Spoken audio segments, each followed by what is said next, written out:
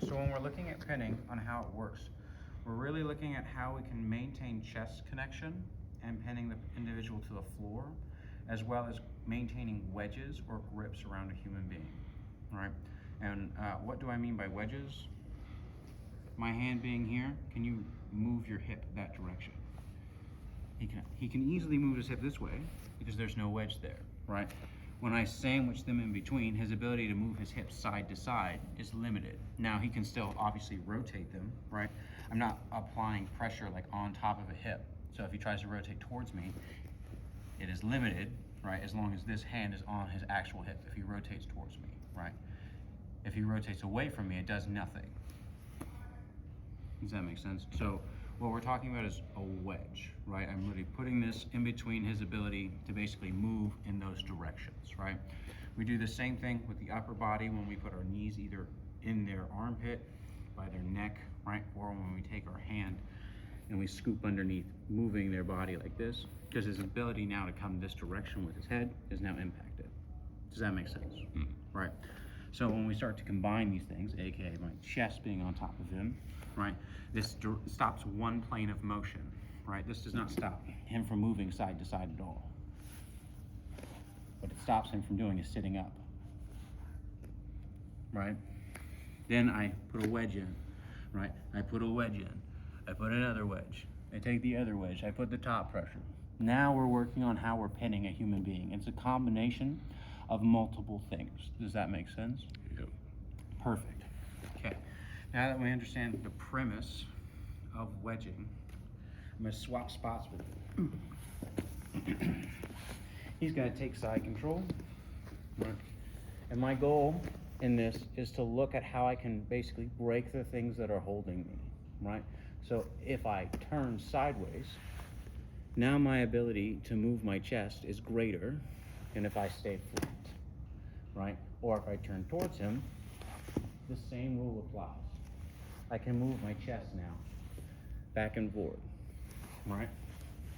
I'm looking to increase my ability to move, right? So if I take one of these wedges and I affect their ability to stop my movement, right? AKA I turn like this and I put something in between me and that wedge. Now my ability for me to fill that space is uninhibited. Does that make sense? Mm-hmm. So if you do something of this fashion, it is not necessarily wrong, right? As long as it provides the goal.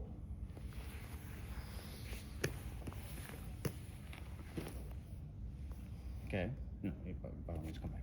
Right.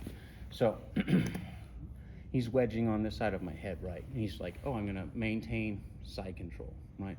If I push his head away, this grip on my head actually gets tighter, right? If I press his head towards me, much weaker, right? This can affect how the wedge works. So I don't necessarily have to take a wedge away for it to become ineffective. I sometimes just have to make something light, like that. The wedge is still there, right? But now I'm underneath it. So it doesn't really provide its function. Does that make sense? Yep. Okay, so when pinned, all you are looking to do is prevent these like key things, mainly chest-to-chest contact and wedges or grips being formed around you. Closed grips are always more powerful, so if he closed his hands, right, and pinned me like this would be harder for me to address, right? Because I have less of an impact on any individual limb. Does that make sense? However, it doesn't necessarily wedge my hip.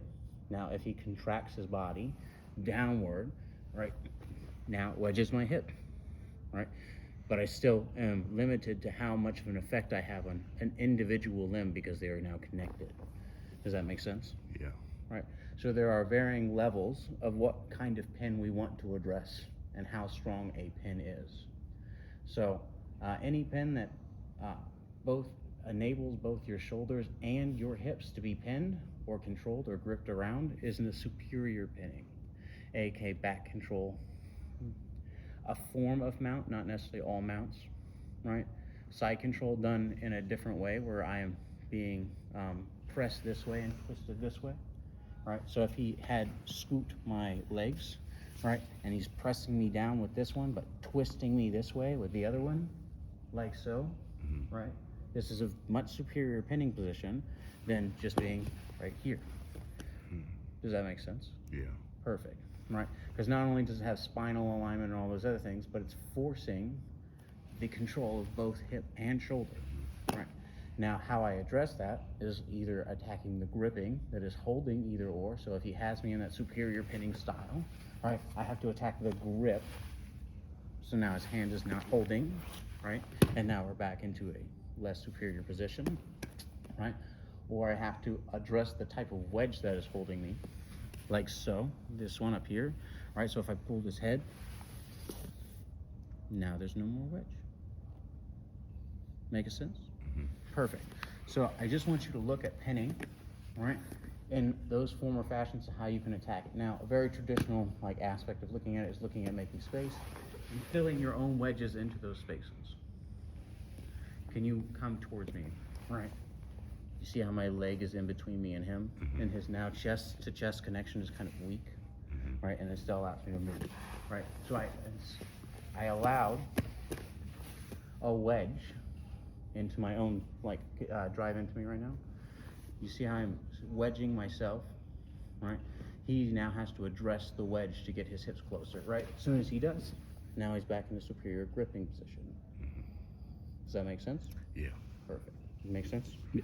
Okay, so I just want y'all to go through and work on doing those pinning mechanics and then breaking the chest to chest and the wedges. Okay. Tracking? Tracking. Perfect.